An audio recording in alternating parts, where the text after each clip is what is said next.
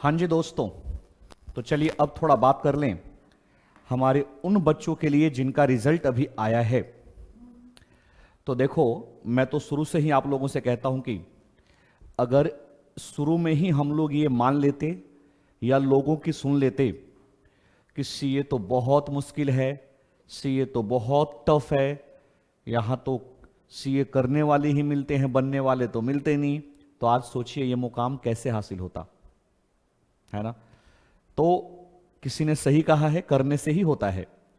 और देखो दोस्तों, आप लोगों ने इसी परंपरा को बरकरार रखते हुए फाउंडेशन क्लियर किया और इंटर पास किया। अब तो बस एक झटका और सीए फाइनल और आप सीए बन गए। बड़ी खुशी की बात है। बहुत अच्छा लगा आप लोगों ने जब अपना रिजल्ट शेयर किया। बहुत सारे बच्चों ने बहुत अच्छे मार्क्स गेन किए। हमेशा की तरह बच्चों की रैंक भी आई।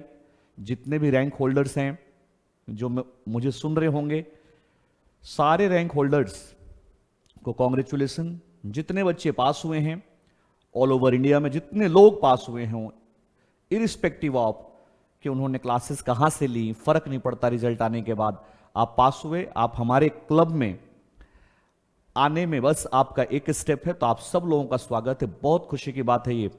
लेकिन बच्चे कहते हैं सर रिजल्ट आने के बाद भी टेंशन है।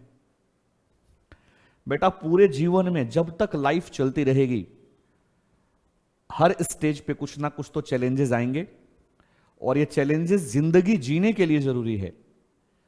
चैलेंजेस उसके लाइफ में नहीं है जो मर गया। जो जिंदा है चैलेंजेस आएंगे। नेचर ऑफ चैलेंजेस अलग अलग होंगे। जब स्कूल में थे तो एकेडमिक चैलेंजेस थे, प्रोफेशन में आ गए तो प्रोफेशनल चैलेंजेस होंगे, घर में फैमिली के चैलेंजेस हैं, हर तरफ से ये चैलेंजेस आपके साथ है। इसका मतलब हम जिंदगी जी रहे हैं। जो लोग जिंदगी जीते हैं चैलेंजेस आते रहेंगे। बट अब आ जाते हैं सब्जेक्ट मैटर के ऊपर। तो आपके चैलेंजेस अभी क्या हैं कि सर मेरा तो आईटीटी ओरिएंटेशन हुआ ही नहीं, तो हम करें क्या। तो इसका रिप्लाई तो आप ही के क्वेश्चन में है, करें उसको, जल्दी कंप्लीट करें। सर दिल्ली एनसीआर में तो बैच नहीं मिल रहा। बेटा कहीं भी जाके करो, क्योंकि जितनी जल्दी आप उसको कंप्लीट करेंगे आपकी ट्रेनिंग उतनी जल्दी शुरू होगी। क्योंकि देखो, जो बड़ी फर्म्स होती हैं, अच्छी फर्म्स होती हैं, वहां बहुत सारे कैंडिडेट्स अप्लाई करते हैं। और आपको मालूम है इस बार रिजल्ट भी तो बहुत अच्छा आया है। एक बेंचमार्क रिजल्ट दिया इंस्टीट्यूट ने, बहुत बढ़िया। तो नंबर ऑफ स्टूडेंट्स भी ज्यादा पास हुए हैं, तो वो लोग अप्लाई कर रहे होंगे। तो आपको अभी बिल्कुल जहां पे भी बैच मिले, आप कोशिश करें कि वहां पे एकोमोडेट करें। आपके कुछ रिलेटिव होंगे वहां, फ्रेंड्स होंगे, या जाके एक कुछ टाइम वहां रहना है, रेंट पे रह के कंप्लीट करें इसको, वेट ना करें। जिन स्टूडेंट्स का आईटीटी ओरिएंटेशन हो चुका है, बेटा एक खूबसूरत सा सीवी बनाएं, रिज्यूमे बनाएं, बहुत बढ़िया। चाहे तो किसी प्रोफेशनल का हेल्प भी ले लें। आजकल तो सोशल मीडिया पे आपको बहुत सारे इस तरीके के हेल्प मिल जाएंगे। और जितने आपके सोशल मीडिया रिसोर्सेज हैं, लिंक्डइन है, आप उसको शेयर करें, हम लोगों को भी भेजें। थोड़ी बहुत अप्रोच तो हम लोगों की भी होगी।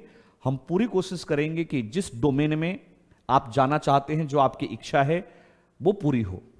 लेकिन इसमें एक चीज मैं ऐड करूंगा बेटा, कि आपको एक डिसीजन लेना होगा यहां पे कि आप किस डोमेन में जाना चाहते हैं। आप ऑडिट लाइन जाना चाहते हैं या टैक्स लाइन।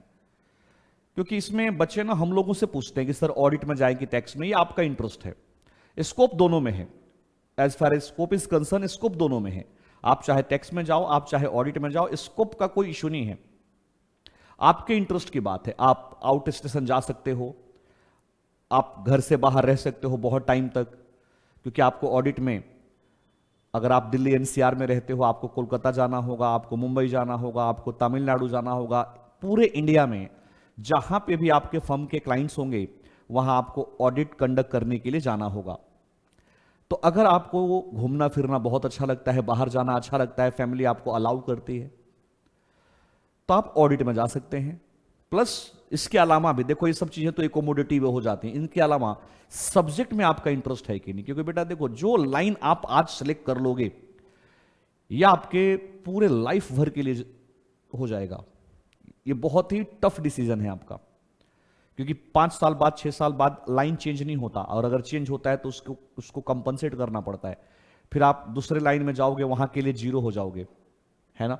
तो बहुत आराम से, किसी से कहने पे नहीं, आप अपने आप से पूछिए कि आप ऑडिट को एंजॉय करते हो कि नहीं। आपने ऑडिट पढ़ा है, ऑडिट समझा आपने, आपके टीचर ने आपको बहुत अच्छे तरीके से समझाया है कि ऑडिट में क्या क्या करना होता है। अगर आपको लगता है कि ये सब मेरे को अच्छा लगता है तो आप ऑडिट में जाएं, कोई इशू नहीं है।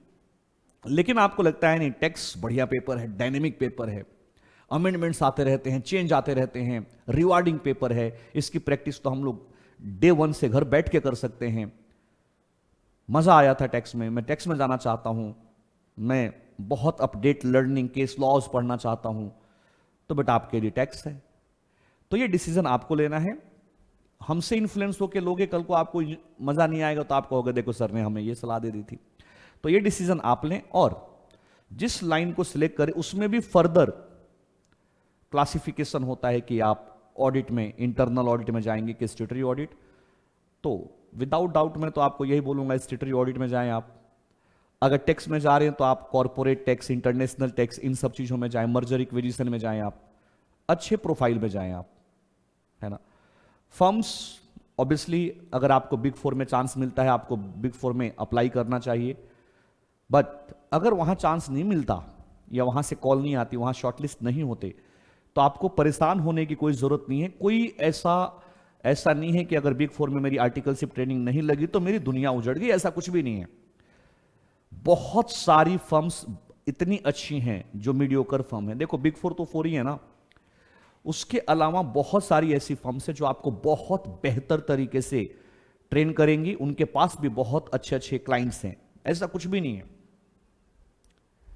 बट आपने अगर एक पैशन क्रिएट कर रखा है कि नहीं मुझे बिग 4 में जाके ग्रूम अप होना है, तो हो सकता है वो आपको दिल्ली एनसीआर में ना एकोमोडेट कर पाए, आपको किसी और लोकेशन पे एकोमोडेट कर पाए, तो आपको फिर उसके लिए रेडी रहना होगा।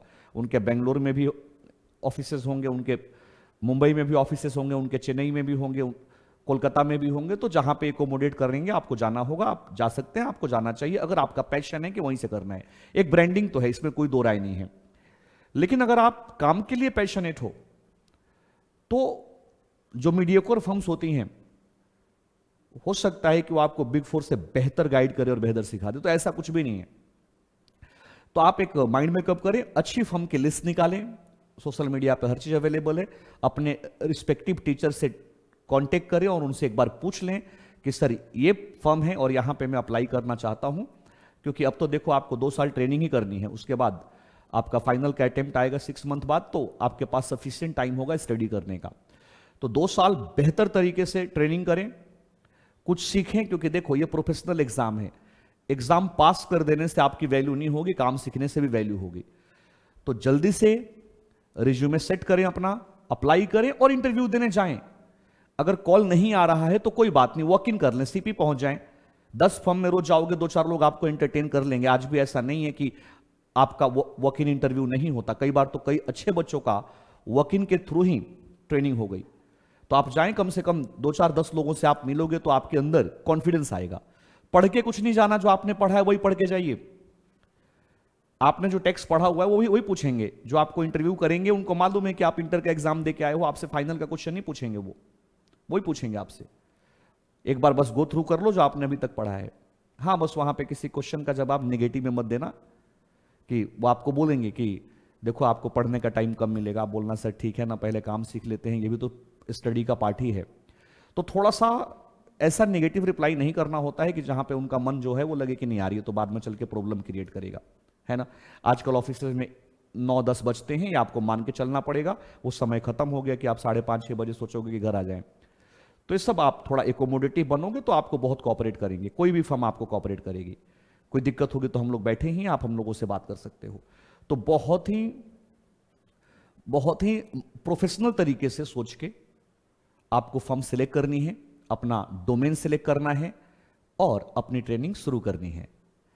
लाइफ में एक नए फेज के लिए आप बिल्कुल तैयार हो जाइए, मजा आएगा, आपको काम सीखने को मिलेगा, खट्टा मीठा एक्सपीरियंस होगा ट्रेनिंग का, आपका डांट भी सुननी पड़ेगी कई बार।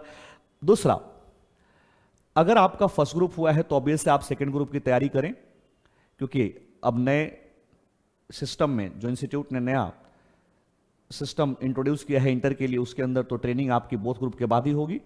तो बस 1.5 महीने की बात है, 3 पेपर हैं, जी जान से लग जाइए, उसके बाद आपकी भी यही दुनिया शुरू हो जाएगी। तो बहुत अच्छा लगा आप लोगों का रिजल्ट देख के। हम लोग भी मेहनत करते हैं आप लोगों के लिए, आप लोग तो ऑब्वियसली करते हो, लेकिन जैसे आपके लिए एक प्रोजेक्ट है वैसे हम लोगों के लिए भी एक प्रोजेक्ट है, तो मिलजुल के हम लोगों ने काम किया है। तो फिर से बहुत बहुत मुबारकबाद आपको, आपके फैमिली मेंबर को। और अब बिल्कुल टाइम वेस्ट ना करें और एक नए मैच के लिए नए सिरे से तैयारी शुरू कर दीजिए। All the very best. कोई भी प्रॉब्लम हो टच में रहें। Thank you very much.